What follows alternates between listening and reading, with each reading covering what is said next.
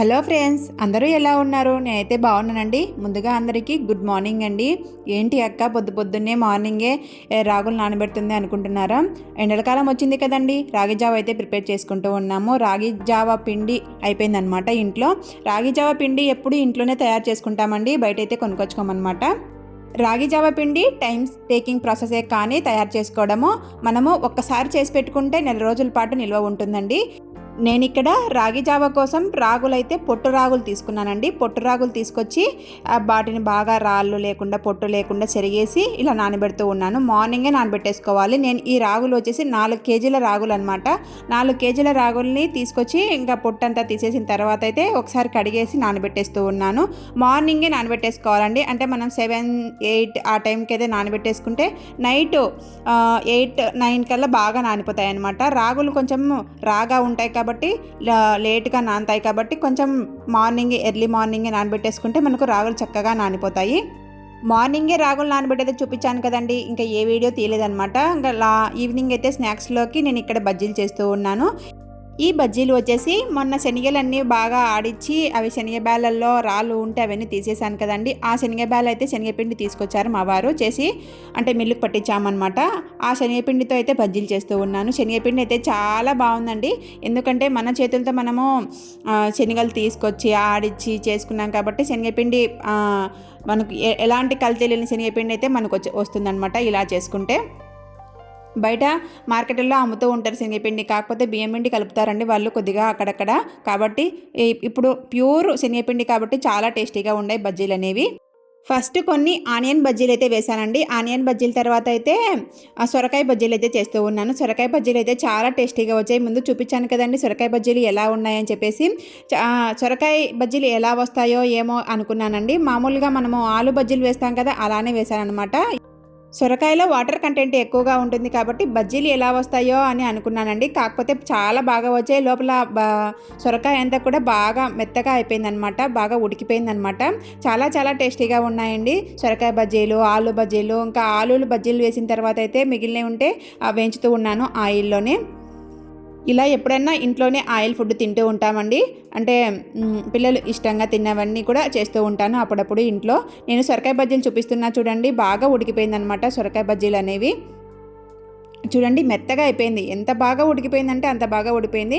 పచ్చి వాసన అనేదే లేదనమాట. సొరకాయ అనేది చాలా టేస్టీగా ఉండే. ఒకసారి అయితే సొరకాయ బజ్జీలు ట్రై చేయండి. నేను సొరకాయ చిన్న సొరకాయ కాబట్టి చక్రాల్లాగా కట్ చేసుకున్నానండి. ఒకవేళ మీరు పెద్ద సొరకాయ అనుకోండి, జంపుగా అయినా కట్ చేసుకోవచ్చు, ఎలాగైనా కట్ చేసుకోవచ్చు అనమాట. కట్ చేసుకొని మనం బజ్జీల్లాగా వేసేసుకోవాలి. బజ్జీలన్నీ వేసిన తర్వాత అయితే తింటూ ఉన్నారండి పిల్లలు. ఇంకా పిల్లలు మా వారు నేను స్నాక్స్ కింద వేశాను కాబట్టి తింటూ ఉన్నారు.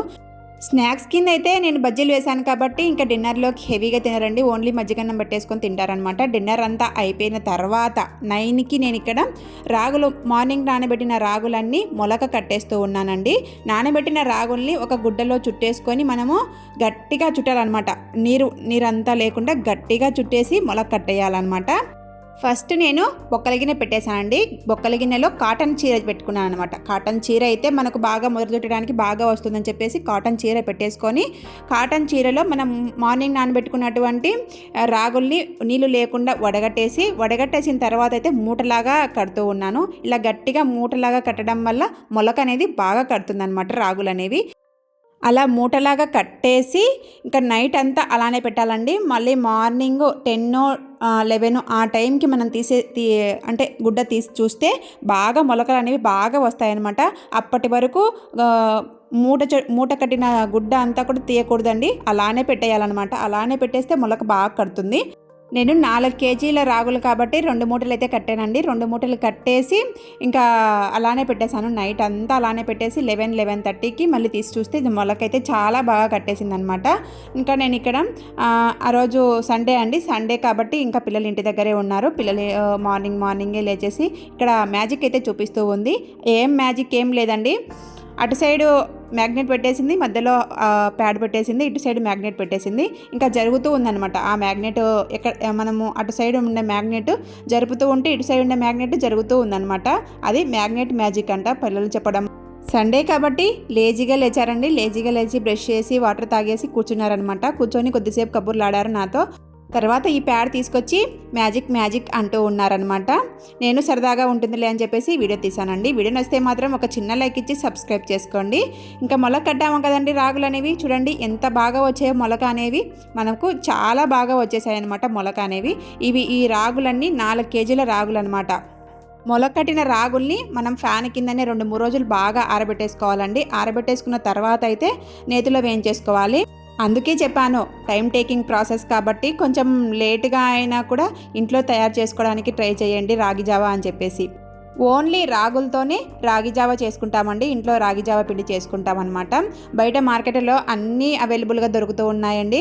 కాకపోతే మేము ఇంట్లో ఎప్పుడు తయారు చేసుకుంటాం కాబట్టి కొంచెం అలవాటు అయిపోయింది అనమాట మాకు. అయిపోయిన వెంటనే రాగులు తెచ్చేసుకొని పుట్టు రాగులు అన్నీ ఇలా చెరిగేసి నానబెట్టేసి కొంచెం ఒక 3 రోజులు 4 రోజులు కొంచెం పనిలాగా ఉంటుంది, టైం టేకింగ్ ప్రాసెస్ లాగా ఉంటుంది. అలాగనే మనం తాగేటప్పుడు కూడా చాలా హెల్తీగా ఉంటుందండి. ఏదైనా కూడా మనం కష్టపడితేనే కదా హెల్తీగా వచ్చేది. కాబట్టి 4 రోజులు కష్టపడినామనుకొని ఒక నెల రోజుల పాటు హెల్తీగా తీసుకోవచ్చు అనమాట మన బాడీకి ఫుడ్ అనేది. ఇంకా బాగా ఆరిపోయాయండి రాగులు అనేవి. 2-3 రోజులు అయితే ఆరబెట్టేసాం ఫ్యాన్ కింద ఆరబెట్టేసిన తర్వాత అయితే నేతిలో వేయించేస్తూ ఉన్నాను. ఇక్కడ నేను రాగులతో పాటు 200 గ్రాముల జీడిపప్పు, 200 గ్రాముల బాదం పప్పుడు కూడా నేతిలో వేయించేసి వీటిలో కలిపేస్తామండి. కలిపేసితే ఇంకా బిల్లుకు పట్టిస్తామన్నమాట. జీడిపప్పు, బాదం పప్పు ఇలా నేతిలో వేయించేసుకొని వీటిలో కలిపేసుకుంటే మార్నింగే రాగి జావలో వీటితో పాటు మనకు అవి కూడా వెళ్ళిపోతాయి అన్నమాట మన శరీరంలోకి. చాలా చాలా హెల్దీ కదండి. ఇంకా నేను చెప్పనక్కర్లేదు, రాగి జావ ఎంత హెల్దీ అంటే అంత హెల్దీ అండి. ఇలా మన ఇంట్లో చేసుకునే రాగి జావ అంటే ఇంకా హెల్దీ అనమాట. మా ఇంట్లో మార్నింగే మా అత్త మామ మార్నింగే ఒక గ్లాస్ తీసుకుంటారండి. అంటే మామయ్య ఒక గ్లాసు, అత్తయ్య ఒక గ్లాస్ తీసుకుంటారు. వాళ్ళు అందుకే అంత హెల్దీగా ఉన్నారనిపిస్తూ ఉంటుంది. రాగులైతే వేయించేస్తూ ఉన్నానండి. 2 టేబుల్ స్పూన్ నెయ్యి వేసేసి ఫైనల్లీ ఇవి వేయించేసానండి. ఇవి వేయించిన తర్వాత మళ్ళీ ఈరోజు నైట్ అంతా బాగా ఆరబెట్టేసుకోవాలి, అంటే చల్లారబెట్టేసుకోవాలి. తర్వాత ఇల్లుకు పట్టించేయాలన్నమాట. నేను జీడిపప్పు, బాదం పప్పు 2 వేయించేసాను అనమాట. వీటిని వేయించేటప్పుడు కూడా ఫ్రెష్ నెయ్యి అయితేనే బాగుంటుందండి. ఈ మాల్ట్ అనేది చాలా చాలా టేస్టీగా ఉంటుంది, చాలా బలం అండి పిల్లలకు కానీ పెద్దలకు కానీ. ఇప్పుడు వచ్చే సమ్మర్ కాబట్టి సమ్మర్లో వేడి చేస్తూ ఉంటుంది కదా ఒళ్ళు అనేది. ఆ ఒళ్ళు వేడి చేయకుండా చలవ చేయడానికి, ఎముకలు దృఢంగా ఉండడానికి పిల్లలకు కానీ పెద్దలకు కానీ చాలా చాలా హెల్దీ అనమాట ఇవి. ఇంకా రాగి పిండి అయితే ప్రిపేర్ చేపియాలా మేము. ఇంకా ఇవి ఆరిన తర్వాత మిల్క్ పట్టించేస్తానమాట. చూడండి, నెయ్యి అనేది ఫ్రెష్గా ఉండాలన్నమాట.